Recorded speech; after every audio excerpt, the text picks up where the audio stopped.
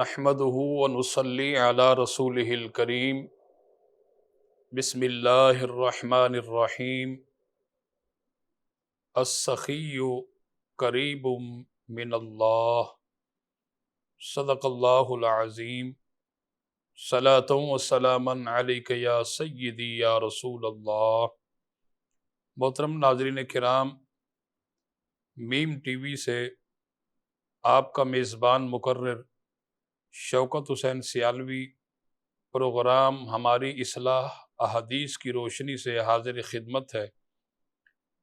آج کا ہمارا عنوان مسجد بنانا، مسجد کی تعمیر کی فضیلت کے حوالے سے ہے۔ اللہ کی بارگاہ میں دعا ہے کہ اللہ تعالی ہمیں مساجد کی تعمیرات کے اندر اور مدارس کی تعمیرات کے اندر اور تمام فلاحی کاموں کے اندر اپنی نیک کمائی میں سے حصہ ملانے کی توفیق عطا فرمائے۔ محترم ناظرین کرام، نبی کریم صلی اللہ علیہ وسلم نے ارشاد فرمایا، السخی قریب من اللہ، سخی اللہ کے قریب ہے۔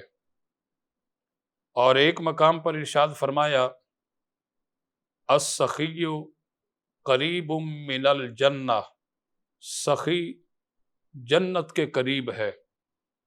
اور ایک مقام پر ارشاد فرمایا، السخی قریب من الناس، کہ سخی لوگوں کے قریب ہے۔ اور فرمایا، السخی بعید من النار، کہ سخی جہنم سے دور ہوتا ہے۔ اور ایک حدیث پاک میں فرمایا، البخیل قریب من النار، بخیل جہنم کے قریب ہوتا ہے۔ بخیل سے مراد یہاں کنجوس ہے۔ محترم ناظرین کرام، سخی جو سخاوت کرتا ہے وہ یقیناً اللہ کے ہاں بہت ہی اس سے مقبول مقام نصیب ہوتا ہے۔ اور اسی طرح نبی کریم صلی اللہ علیہ وسلم نے ایک اور حدیث پاک میں ارشاد فرمایا کہ جو مسجد میں خرچ کرتا ہے، میں محمد الرسول اللہ اس کے ایماندار ہونے کی گواہی دیتا ہوں۔ یعنی کتنا خوش نصیب ہے وہ انسان جو مساجد میں خرچ کرے اور پھر اس کے ایمان کی گواہی اللہ کے پیارے نبی صلی اللہ علیہ وسلم دے رہے ہوں۔ اس سے خوش بختی کے بات اور کیا ہو سکتی ہے۔ اسی طرح آپ صلی اللہ علیہ وسلم نے ارشاد فرمایا کہ جو مسجد کی تعمیر کے اندر ایک اینٹ بھی لگاتا ہے، اللہ تعالیٰ اس سے مکمل مسجد کی تعمیر کا اجر و ثواب عطا فرماتا ہے۔ اور ایک حدیث پاک میں آپ صلی اللہ علیہ وسلم نے ارشاد فرمایا کہ جو مسجد تعمیر کرتا ہے، اللہ تعالیٰ اس کے لیے جنت میں محل بنا دیتا ہے۔ چنانچہ اس حوالے سے ایک بادشاہ نے اعلان کیا کہ میں اپنی ذاتی رقم سے مسجد کی تعمیر کروں گا، یعنی مسجد بناؤں گا۔ اور اس مسجد کی تعمیرات کے حوالے سے میں کسی کا کوئی پائی پیسہ، کوئی رقم میں اس کے اندر شامل نہیں کروں گا۔ اب اس اعلان کو ہر ایک نے سنا، اور ایک لکڑیاں کاٹنے والا لکڑہارا جب اس کے کانوں کے اندر اس اعلان کی آواز پہنچی تو وہ اس بادشاہ کی خدمت میں حاضر ہوا، اور اس نے اپنی خواہش اور آرزو کا اظہار کیا کہ اے بادشاہ سلامت، آپ نے یہ اعلان کیا ہے اور آپ کا اعلان خوش عین ہے، اچھی بات ہے، لیکن میں آپ کی خدمت عالیہ میں ایک ادنا سی درخواست لے کر کے حاضر ہوا ہوں، اور میری یہ خواہش آرزو ہے کہ آپ اس مسجد کی تعمیر کے اندر کچھ اینٹیں میری بھی شامل کر لیں تاکہ میری بھی دنیا اور آخرت بہتر ہو جائے اور میرا بھی بیڑا پار ہو جائے۔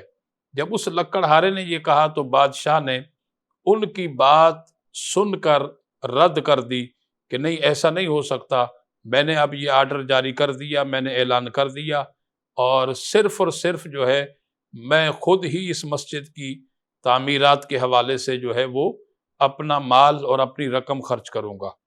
اس کے بعد محترم ناظرین کرام، وہ لکڑہارا جنگل میں چلا گیا، جا کر کے اس نے لکڑیاں کاٹی، گٹھڑی بنائی اور ادھر مسجد بننے لگ گئی۔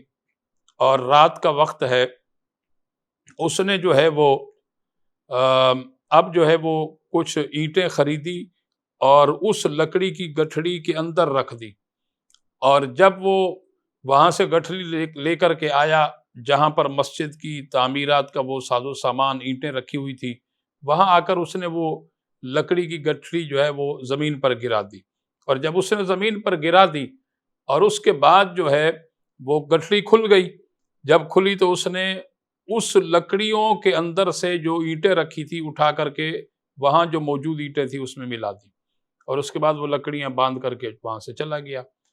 اب جب مسجد کی تعمیرات ہو گئی اور وہ اینٹیں بھی وہاں لگ گئی تو اس بادشاہ نے خواب کے اندر دیکھا کہ جنت کے اندر 2 محل بنے ہوئے ہیں، اور اس نے فرشتے سے پوچھا کہ یہ محل کس کا ہے؟ بتایا گیا کہ یہ محل آپ کا ہے۔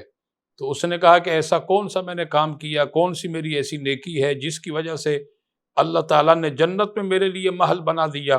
تو فرشتے نے بتایا کہ آپ نے اللہ کا گھر تعمیر کیا، مسجد تعمیر کی، اور اس لیے خدا نے آپ کے لیے جنت میں محل بنا دیا۔ تو کہنے لگے کہ یہ جو میرے برابر میں محل ہے یہ کس کا ہے؟ تو فرشتے نے بتایا کہ یہ ایک لکڑہارا ہے، یہ جو ہے اس کا محل ہے۔ تو اس بادشاہ نے کہا کہ اس کے لیے جنت میں محل کیسے بنا دیا، اس کا کون سا ایسا عمل ہے، کون سی نیکی ہے؟ تو فرشتے نے بتایا کہ دراصل بات یہ ہے کہ وہ جو مسجد آپ نے بنائی ہے اس میں کچھ اینٹیں اس لکڑہارے کی بھی ہیں، لہٰذا اس لیے جو ہے وہ اللہ تعالیٰ کو اتنا پسند آئی وہ بات کہ اللہ نے ان کے لیے بھی جو ہے وہ جنت کے اندر محل بنا دیا۔ تو محترم ناظرین کرام، مساجد بنانا، اس کی تعمیرات کے اندر حصہ ملانا، یہ اللہ کے ہاں کتنا ایک حسین عمل ہے اور مقبول عمل ہے۔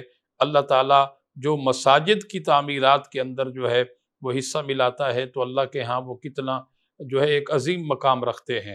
اسی طرح ہم صحابہ کرام کی جب سوانح عمریوں کا مطالعہ کرتے ہیں تو صحابہ کرام نے بھی بڑھ چڑھ کر کے مساجد کی تعمیرات کے اندر حصہ لیا۔ چنانچہ مسجد نبوی کی اگرچہ ہم تاریخ کا مطالعہ کرتے ہیں تو مسجد نبوی چھوٹی سی مسجد نبوی تھی، اور اس کے قرب و جوار کے اندر عیسائی اور یہودیوں کے مکانات تھے۔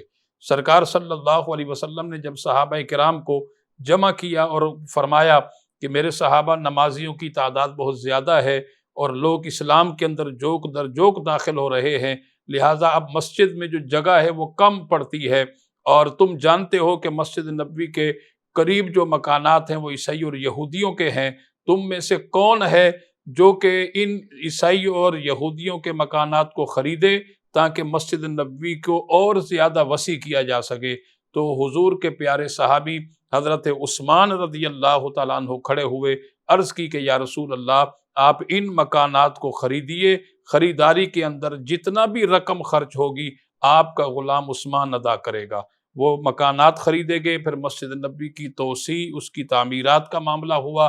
حضور نے پھر صحابہ سے کہا تو حضرت عثمان پھر کھڑے ہو گئے، عرض کی کہ یا رسول اللہ، آپ مسجد نبوی کی تعمیرات کو مکمل فرمائیے اور فرمانے کا حکم دیجئے، اس کی تعمیرات کے اندر جتنا بھی خرچہ ہوگا آپ کا غلام عثمان ادا کرے گا۔ تو محترم ناظرین کرام، ہمارے صحابہ کرام کا یہ جذبہ تھا، اور اس طرح مساجد کی تعمیرات کے اندر وہ بڑھ چڑھ کر کے حصہ لیا کرتے۔ اللہ کریم کی بارگاہ میں دعا ہے کہ اللہ تعالی ہمیں بھی مساجد اور مدارس کی تعمیرات کے اندر جو ہے وہ بہتر انداز میں حصہ لینے کی توفیق عطا فرمائے۔ کل تک اپنے میزبان مقرر شوکت حسین سیالوی کو اجازت دیجیے۔ والسلام علیکم ورحمۃ اللہ وبرکاتہ۔